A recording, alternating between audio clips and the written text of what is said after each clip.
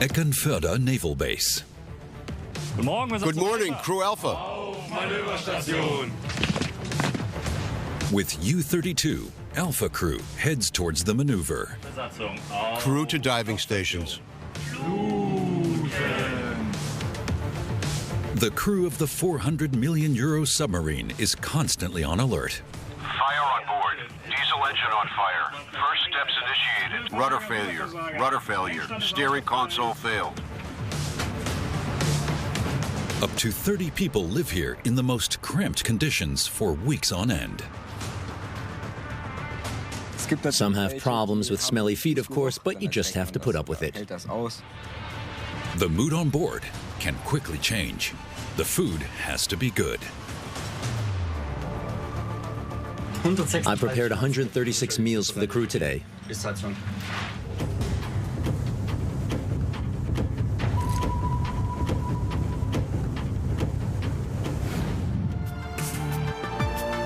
Eckernförde Naval Base in Schleswig-Holstein, the German Navy's only deep-water port on the Baltic Sea. And this is where the 6 German Navy submarines are based. Not very many, but they're ultra-modern. Besides the submariners, combat swimmers and the crews of fleet service and support boats are also based here. A total personnel of 1,900. – 8 p.m. The crew of the U32 gather for the roll call. The submarine is to sail the following day. Commander Rudolf Lente and Lieutenant Commander Beck swear the crew in. Salute the commander. Eyes left. For Commander Lente, it's the first maneuver with this crew, which has the name Crew Alpha. The 28 members belong to the 1st Submarine Squadron Eckernförde and are part of the elite band of sailors because in the German Navy, there are only around 80 active submariners in 4 separate crews.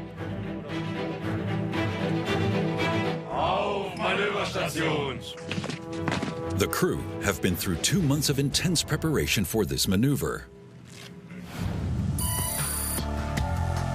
U32 will sail from Eckernförde across the Bay of Kiel to reach the Holtenau Lock in the Kiel Fjord. The lock marks the beginning of the Kiel Canal, one of the busiest waterways in the world.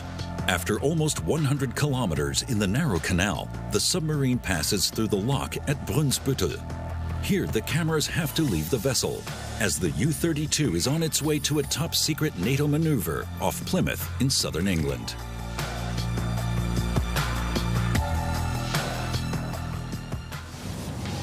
U32 is a Class 212A submarine, the world's most modern non-nuclear powered vessel type. The hull is made of non-magnetic steel. This makes the submarine almost invisible to military tracking devices and virtually undetectable underwater, even for sonar. 1,500 tons of special steel was used. The interior is pure high-tech, much of it top secret. A submarine of this type costs around 400 million euros.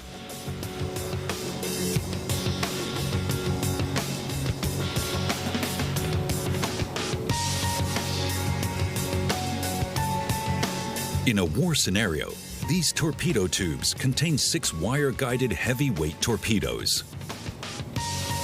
There are 21 beds on board, and the up to 30 men and women in the crew sleep alternately in shifts. The almost 2 square meters of private space also have to be shared. U32 has the NATO designation S-182. The steel colossus is 56 meters long, 7 meters wide, and 11.5 meters high. It generates 4,240 horsepower. U32 can dive to at least 250 meters. Officially, in a defense scenario, it is armed with 6 torpedoes. The crew and control rooms are located in the central part of the pressurized hull. In this very limited space, the up to 30 men and women often have to live and work for several weeks. At the rear is the modern hybrid drive, consisting of a diesel engine and a fuel cell. This makes the U-32 one of the quietest submarines in the world. The propeller, too, is particularly silent. It was specially developed and is top secret. Before departure, the vessel is refueled. The fuel cell needs hydrogen and oxygen, and so the tanks are now filled with the so-called reactants. Inside the vessel, the Marine Engineer Officer Wiebke Ludwig is in charge. Principally, this is where the reaction between oxygen and hydrogen takes place, from which we generate a proportion of our electricity. This box is simply covered up, and everything behind the cover is confidential. We're not allowed to talk about it, and we don't want everyone to be able to see what's installed there either. Basically, we are an electric battery-powered vessel, meaning that we draw our energy from the battery. And this battery, of course, has to be charged at some point. Principally, the propeller is powered by the battery. If outside air is available, it's operated by a generator driven by a diesel engine.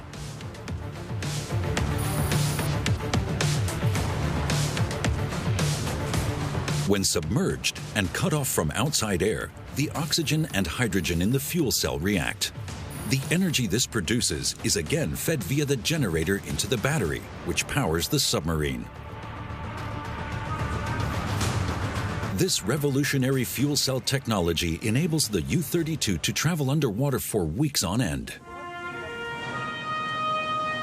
At the base, Commander Rudolf Lente is making the final preparations so that U32 can leave port safely and on time. The 35-year-old has been the commander of Crew Alpha for only 2 months, and this is their first mission together. I'm responsible for overall safety.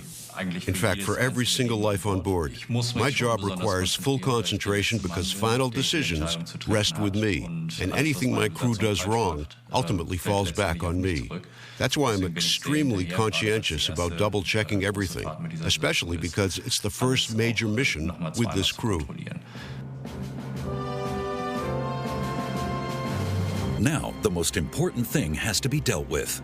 U32 is being loaded with provisions. For submarine crews, food that's said to be good for the nerves is very important. So there's no shortage of soft drinks, chocolate, and hearty snacks. Where others see nothing but chaos, Lieutenant Commander Benjamin Beck has everything under control. This isn't chaos at all. Everyone knows exactly what to do and when and where to do it. It's teamwork. I don't think it's any different when people bring their shopping home. Everything just stands around in the kitchen until it's all put away, and it's just the same here. The diameter of this round access hatch is just about 1 meter. And now hundreds of liters of drinks, a good 220 kilos of meat, as well as boxes of vegetables have to be carried through it. The crew passes the food from hand to hand in what they call the supplies chain, until it reaches the storage location. 320 kilos of fruit and vegetables and 300 kilos of frozen foods are taken on board. Ship's cook, Marcel Fiedler, puts the fresh goods into cold storage. Now we check the best before dates to make sure they'll last till the end of the trip, and then we know everything will be fine. Storing the supplies will take another few hours. The work on a submarine is often exhausting. First mate Martin Sass knows just how important it is to have foods for nerve health on board. All this sweet stuff and the drinks are essential, really, because they help lift the mood. We're not actually allowed to carry our own sweets with us on board, but just having a chocolate bar every so often is actually quite important. Otherwise, I think you definitely have people at each other's throats.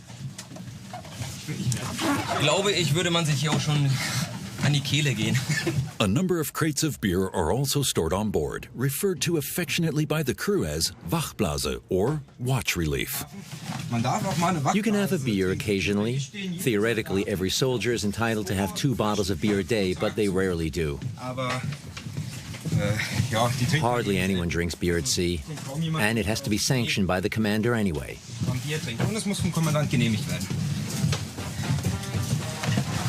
Nevertheless, sonar technician Philipp Engels looks forward to having the traditional beer on arriving at their destination. Every inch of free space on the cramped submarine is used for storing food and drinks. U32 takes on provisions to last 3 weeks. Food and more food wherever you look.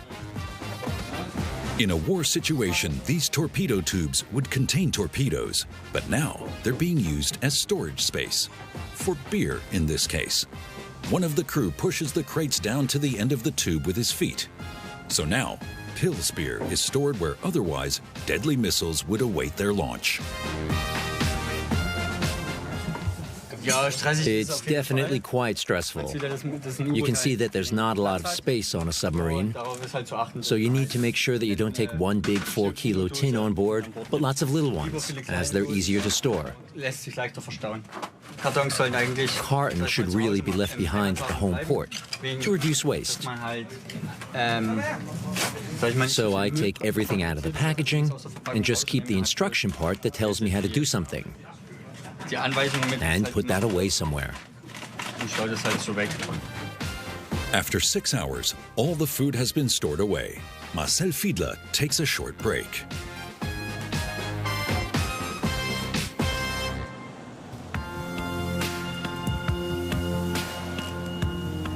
Outside, scuba divers are getting ready. It's their job to check the submarines for explosives or damage below the waterline before they leave port. This is part of what the Underwater Close Combat Defense Unit does. The first dive always involves looking for limpet mines or anything else intended to prevent our departure.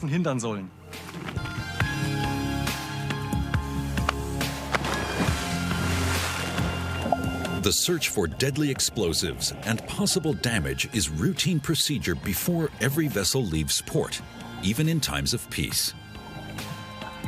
The divers carefully examine the entire hull of the submarine meter by meter before moving on to check the anchor. All clear. They find neither damage nor limpet mines on the hull of U32. Back at the base, Commander Rudolf Lente has called his officers together for the navigation briefing to discuss the precise route. U32 will be sailing through the extremely busy areas of the Kiel Canal before passing through it. A major challenge for the young captain and his crew.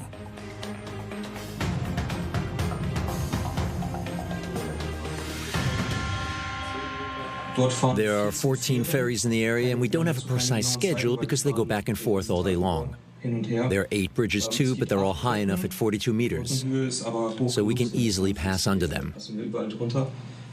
If you look at this point, here in particular, we don't have much space, so if any vessel comes toward us, we'll have to navigate very carefully. We'll operate special navigation here, meaning we won't just rely on technology, but navigate visually as well. The anchor is clear for dropping, so if worst comes to worst, we can halt the vessel on the spot immediately. The emergency rudder is also manned, so if there's a rudder failure, we can react as quickly as possible.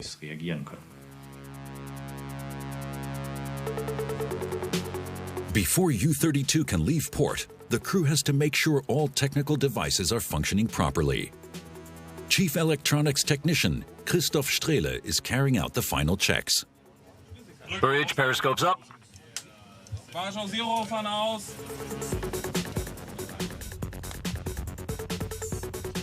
U32 has 2 periscopes. The larger observation periscope with a thermal imaging device and the smaller, more inconspicuous attack periscope. I'm now testing the various mechanisms in the periscope. That means I switch on when the rotary drive is connected, and this allows me to operate the periscope with this button here and rotate it. With this button here, I can check whether the horizontal angle works. That means we can go up and down. Now I simply adjust the height, switch on the zoom, and that's it.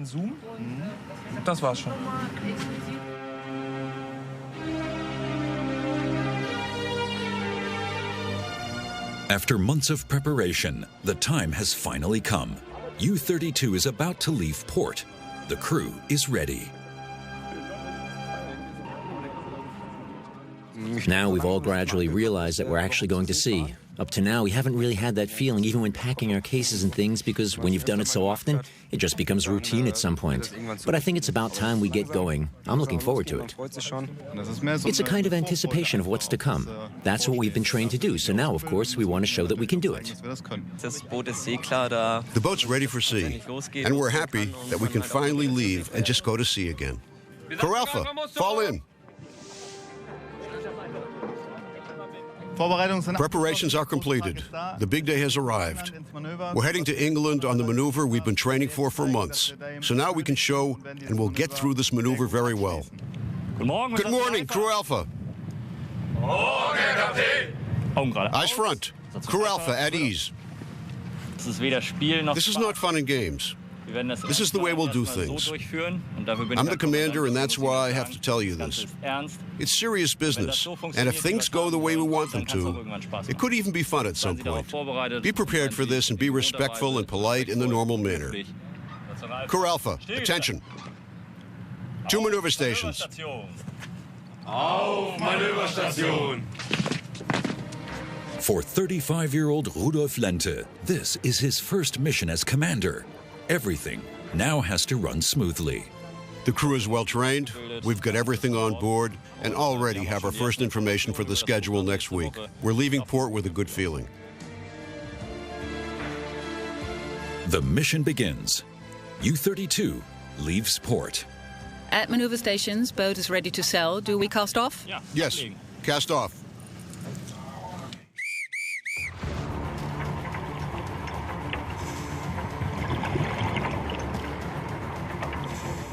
U32 leaves the naval base at Eckernförde.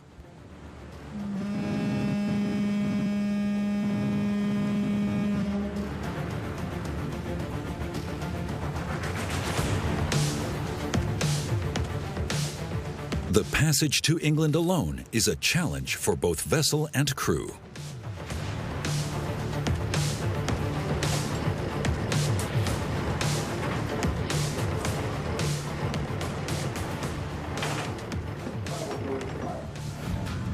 Eckernförde Bay. It stretches 17 kilometers inland. There are numerous marinas and jetties here, and a lot of traffic. U32 constantly has to avoid other seagoing vessels, such as yachts and fishing boats. Using sonar, radar, and the periscopes, First Watch Officer Beck and his staff constantly observe their surroundings.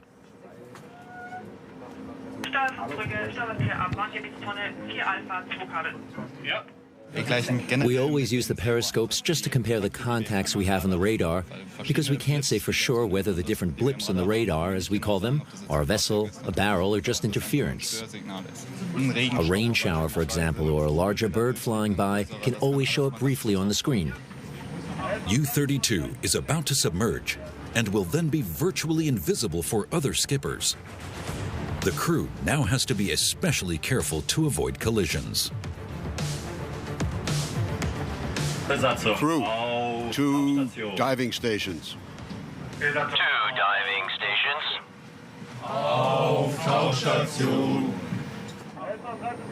The long drawn-out intonation of the commands ensures the crew can recognize them from the melody. That's particularly important in emergency situations. The commander is the last person on the bridge before the submarine dives.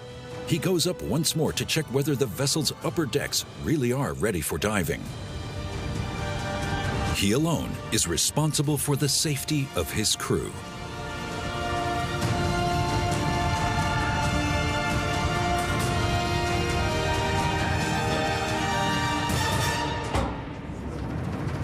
Only when the commander is satisfied that the submarine can dive safely does he return to the control room to give the order. Dive down to periscope depth. Dive down to periscope depth.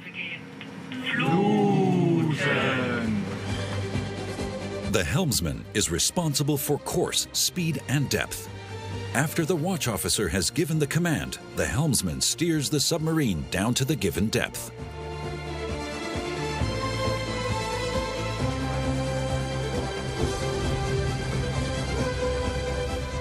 U32 begins to submerge.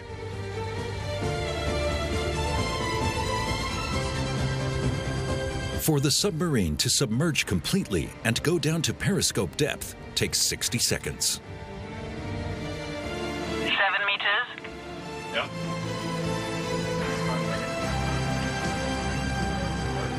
8 meters. Yeah.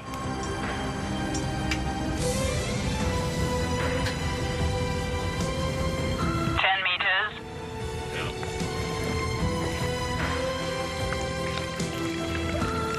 11 meters. Yeah. U32 has reached its periscope depth of 13.5 meters. Dive halted. Yeah. But how does diving work technically? Between the pressure hull and the outer hull, submarines have large ballast tanks. When the vessel is on the surface, they're filled with air. For diving, these tanks are flooded with water. The submarine becomes heavier and it sinks. To resurface, the ballast tanks are filled with compressed air, which displaces the water in the tanks, allowing the submarine to surface. Using the periscope, Commander Lente checks the surroundings to avoid any collisions. The periscopes are among the most essential items of equipment on board. We have two different ones. This one is the observation periscope. The difference is that the outlook head alone, the part that's above water surface, is much larger than the one on the front periscope.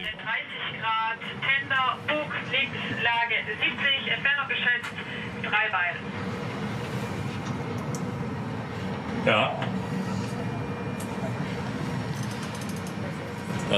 As you can hear, I keep getting messages that I have to answer, but there are communication points everywhere, so I can speak at any time. So this periscope has a much larger outlook head than the front periscope. We call this one here the observation periscope. With this observation periscope, we have a number of different devices. A thermal imaging device, which enables infrared vision, so we can use this periscope at night. And it also has radar to get out the ship's bearings. The drawback is when the periscope is up, we're easier to find. So if we really only want to look through the periscope, we tend to take the front one because it's much smaller.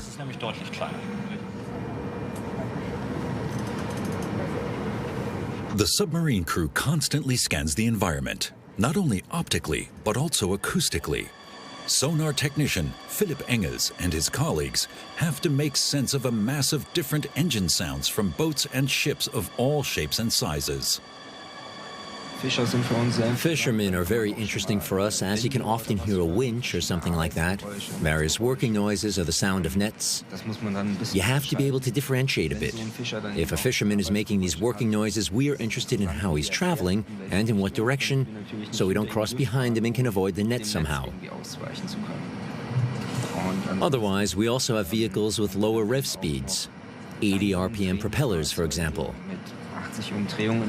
They are usually larger merchant vessels that we needn't worry about too much, since they just travel their normal routes from A to B, and so are much easier for us to avoid.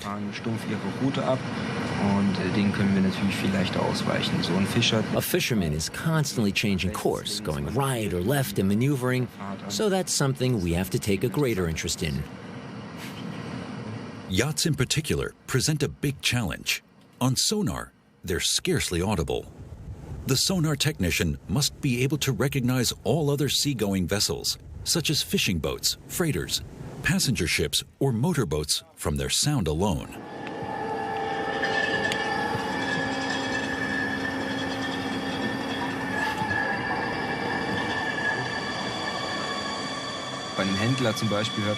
If it's a merchant vessel, you can hear it better because they often have 4 blades in the propeller, and one blade is always distinctive and sounds a bit like... You can hear that very clearly. Please check bearing 305. In its submerged state, U32 is currently traveling at 5 knots, which is about 10 kilometers an hour. So far, everything's going smoothly. But then, an emergency announcement. Practice drill. Fire on board. Fire on board. Sound insulation module on fire. Practice drill.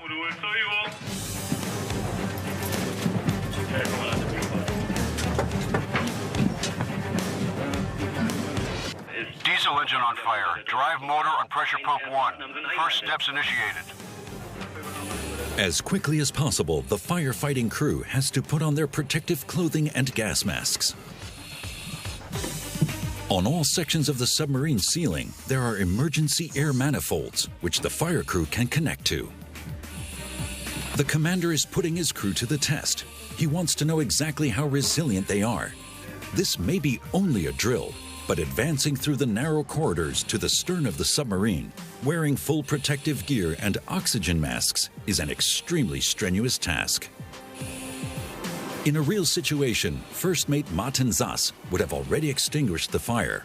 But here he is simulating smoke poisoning and has to be rescued as quickly as possible.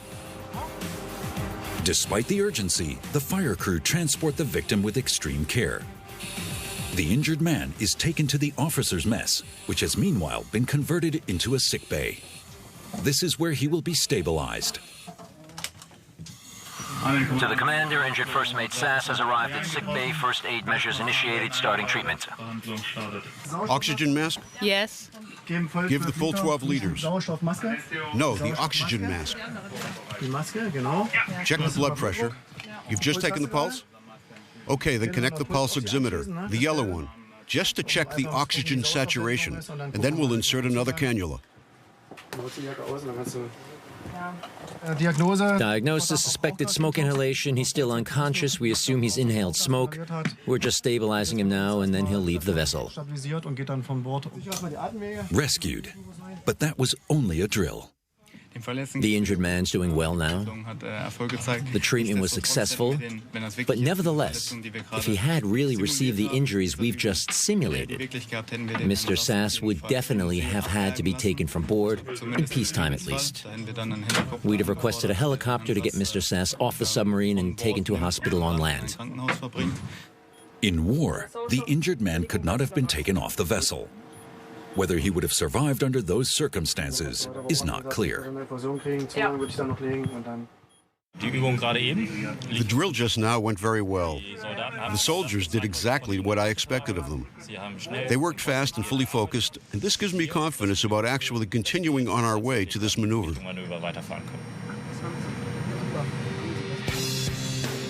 Ship's cook, Marcel Fiedler, is busy in the galley. The trained chef learned his trade in a restaurant kitchen on land.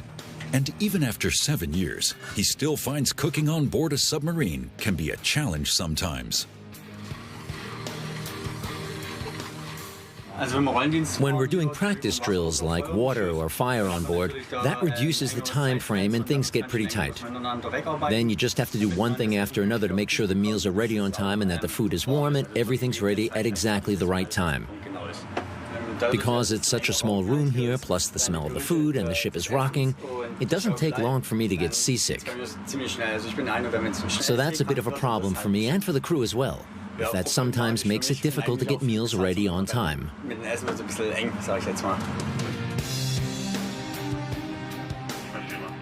Each crew member should consume about 3,000 kilocalories a day. The lack of space on board allows little room for exercise. So the cook needs to make sure that the soldiers don't put on too much weight. A healthy, balanced diet is what's required. But the crew have other preferences. It doesn't matter if it's breakfast, lunch, or dinner, or even the mid-watch meals at night. It's all a question of what you're looking forward to, whether oncoming watch or offgoing watch. And if there's really no meat or something's wrong with the food, it puts everyone in a bad mood, and the whole atmosphere on board can change quickly. So like I say, the cook's got a really important job. An important and a hard job, because ship's cook is the only position without any backup. He's at work almost round the clock. It's timed so that we do 6-hour shifts, so there are meals every 6 hours. At 5:20 there's breakfast, 11:20 is the first sitting for lunch, and then there's dinner at 19:20, and at around 23:30 there's the mid-watch meal, and that's the way it goes day after day. In a few minutes, Chef Marcel Fiedler will be taking a good hour's break. In the control room, Wiebke Ludwig is preparing for the submarine to surface. She's the Marine Engineer Officer. To the commander, the lower deck is cleared to surface, 7 millibars overpressure. Surfacing maneuver. Surfacing. Surfacing.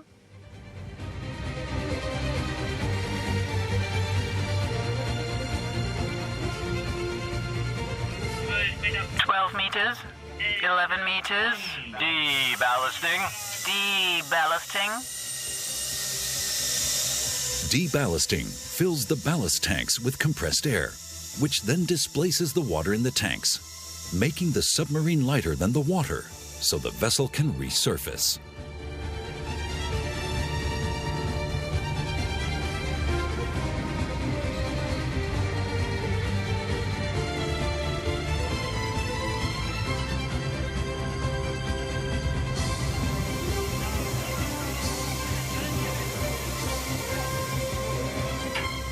The ballast tanks have been blown out.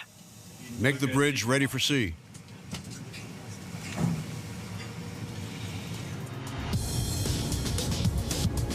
The German Navy has 6 submarines. They are all of the 212A class and are mainly deployed for reconnaissance and the presentation of operational situations. No German submarine has sunk since 1966. Life as a submariner is meanwhile relatively safe, but with lots of restrictions. Sonar technician Philipp Engels doesn't have much luggage, but he always has a little more than many of his colleagues.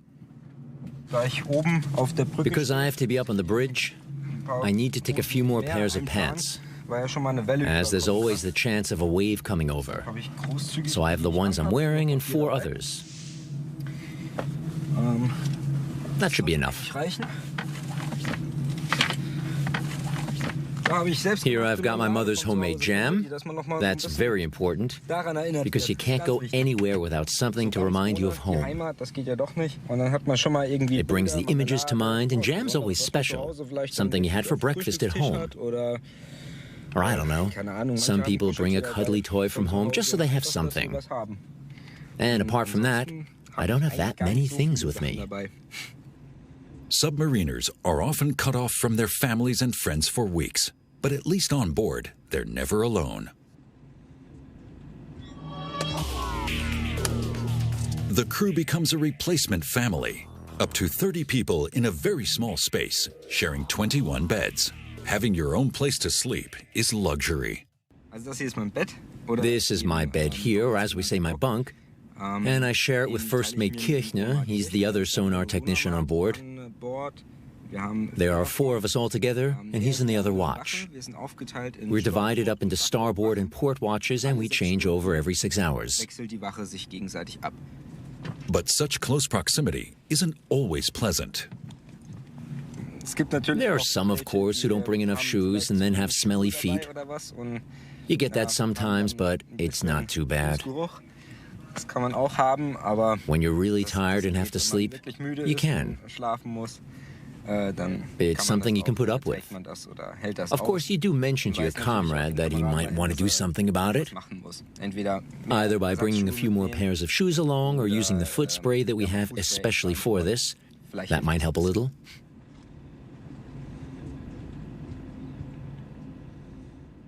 Only one person on board is occasionally allowed the luxury of a little privacy. Commander Rudolf Lente.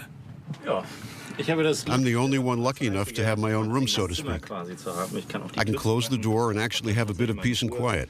Along with the Marine Engineer Officer and others on permanent watch, I'm on call all the time. If anything happens or goes wrong, I'm always the person to contact. That's why I have something special here, my own communicator.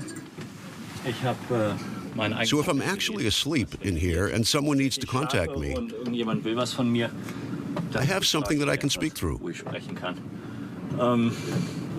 Basically, I have a little more storage space than the others. This here might suggest that I have lots of shelf space, but I don't.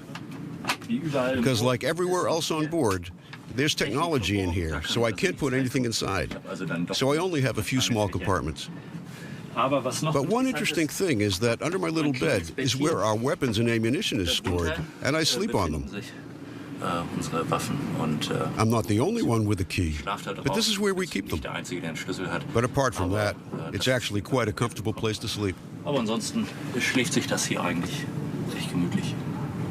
But things are not usually comfortable on board for very long.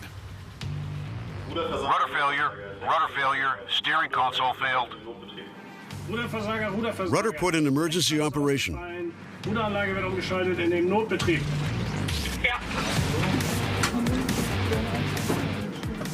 Rudder failure. This means the rudder can no longer be controlled from the control room. In this area, there's a lot of shipping. A collision would be a disaster. Helmsman Marco Baltrok now has to get to the emergency rudder in the stern as quickly as possible. In busy areas, the emergency rudder is always manned. Marco Baltrok now takes over communications with the control room. The submarine's large X-shaped rudder is now being controlled manually using the 4 levers. Changing course to starboard, evasive action to avoid fishing boats ahead. Fast, evasive action is needed to prevent a collision. 1,500 tons of steel are maneuvered manually away from the other vessel. We carry out these exercises relatively often, and I wouldn't really want to experience it in a genuine emergency. But if it happens, it would be no problem to get to the back and steer the vessel from here. The first stage is completed. Fresh air again at last.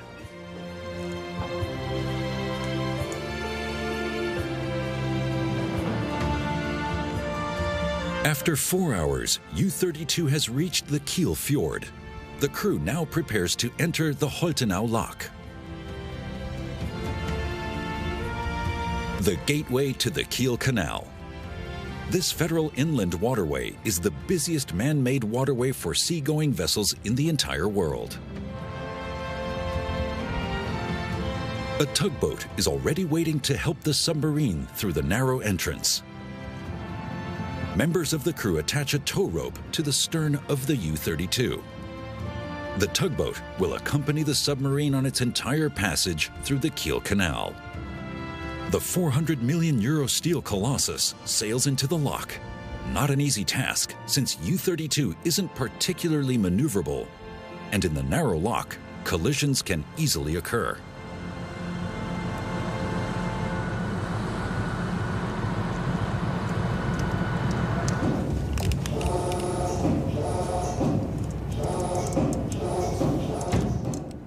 Once the submarine is moored, it's then just a matter of waiting. The rise of no more than half a meter here takes around 30 minutes. The tugboat constantly pulls the stern of the submarine into the middle of the lock to prevent the rudder touching the side wall. If it were to be damaged, the mission would end right here, and the cost would be enormous. The giant lock gate opens again, but the 56-meter submarine can't leave its position just like that.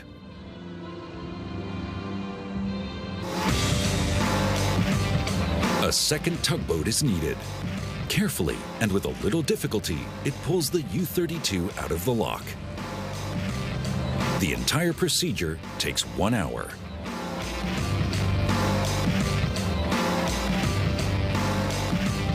A newcomer on board is the pilot, who will guide the vessel through the Kiel Canal. He knows the area very well and advises the commander. Since 1948, the Kiel Canal, also known as the Nord-Ostsee-Kanal, or NOK, has connected the Baltic Sea with the North Sea at the Elbe estuary. More than 32,000 ships pass through it every year. In the canal, U32 sails without the tug. Top speed is 8 knots, around 15 kilometers an hour. The slower the U-boat travels, the more difficult it is to steer it.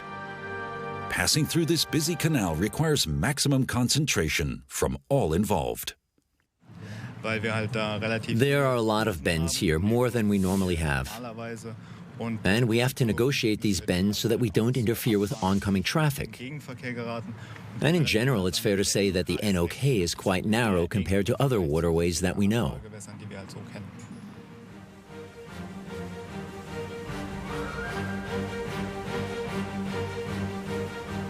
The 100-kilometer waterway runs through the picturesque landscape of Schleswig-Holstein. First mate Martin Sass is enjoying his short break on deck. When you stand here, you can really enjoy having a bit of time to yourself. But even up on the tower, when you're out at sea, it's great to have some time in your hands. Yeah, I've always dreamt of working on a submarine. I grew up with it to some extent, because my father was on a submarine back then, and I wanted to do so too. That's why I joined the Navy. And I would have been a bit disappointed if I hadn't been posted on a submarine. U32 has now been traveling through the Kiel Canal for 3 hours. The time is 1700 hours. Time for sonar technician Philipp Engels to get some sleep. His first shift is now over.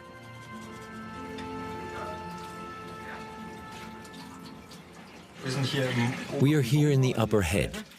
That's the toilet. And for me, it's time to go to sleep.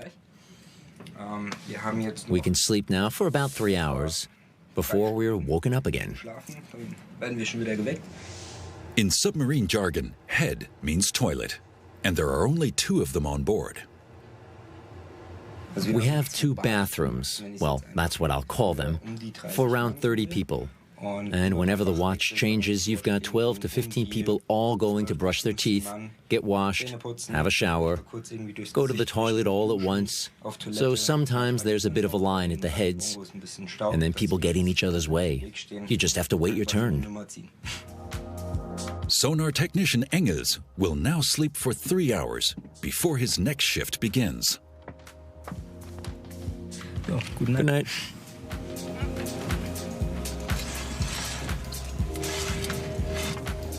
Ship's cook Marcel Fiedler can only take short breaks.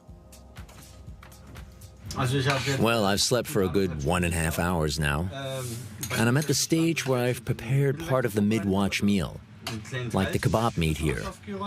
It's a tradition on submarines that when they leave port, the crew gets kebab. No idea why. That was well before my time, so I'm just carrying on the tradition. Why kebab after leaving port? A mystery. Just like so many other traditions and the German submariners' very own language. Setting the table here is referred to as baking it. And once it's been baked, they can bench, meaning sit down and eat their meal. Baking and benching takes place every 6 hours, and the ship's cook works almost around the clock. I've prepared 136 meals for the crew today. At dinner in the officers' mess, Commander Lente is absent. He has to stay on the bridge until the submarine has successfully passed through the canal.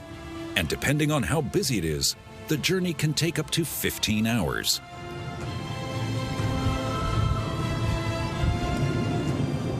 Every now and then there are places in the canal that allow me to go below deck. And since we had to wait in the Kiel Fjord a bit longer today, I had time to eat below. Otherwise, I would have eaten up here.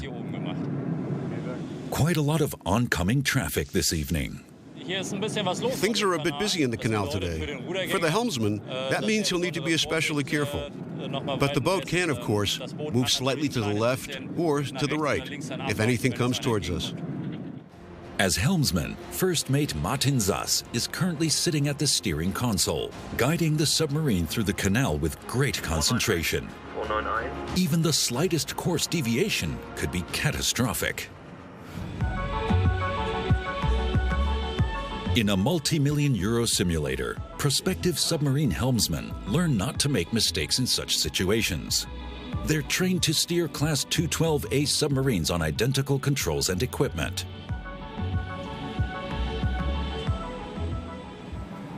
We have the simulator, which also works with a motion system, so it can display everything very realistically, including malfunctions, environmental influences, all kinds of things. For training our future steering console operators or depth control officers, we know that here people are allowed to make mistakes, and that's what we want to provoke, but they're not allowed to make any on board.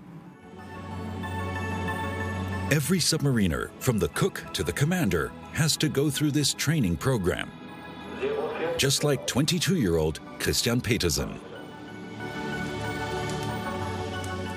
At first, when we came in here, I remember that in the first few hours, none of us could control the submarine. We just went up and down uncontrollably and caused problems that were completely off the charts. But meanwhile, we more or less managed to come to grips with it. Only very few get through the demanding training course and actually become submarine helmsmen. Back in the Kiel Canal, ship's cook Marcel Fiedler is preparing the night meal, the so-called mid-watch. Even in an experienced submariner like him, the first signs of fatigue are beginning to show. You feel most tired when you've been in a deep sleep and then have to get up to make the mid-watch or the dough for the breakfast rolls. I'd say that's when you feel quite groggy. And then you really look forward to just being able to take a shower and get off the boat. Marcel Fiedler can now lie down for about an hour before he then has to serve the night meal. U32 will soon reach the Brunsbüttel lock. The journey through the canal has taken 8 hours. Commander Lente has been on the bridge the whole time. How long have I been here? I'd have to check, but it definitely seems like quite a long time. So far, I've just been up here as an officer on watch, so I could get someone to relieve me, but I feel fine. We have another 45 minutes here in the canal before we reach Brunsbüttel, and then we'll have made it. We only need to go down the Elbe, and then my day's finished. That's a good 18 to 20 hours, if I'm not mistaken. The new commander is very satisfied with his crew. And sonar technician Philipp Engels is proud to be part of it. There are more Bundesliga footballers in Germany than submariners. At the moment, we've got about 80 active submarine personnel, which isn't a lot. So it seems that you've obviously got to work hard to make it, and you have to really want to do it. Coming on board here and not being fully committed wouldn't be any good at all, so you might as well forget it.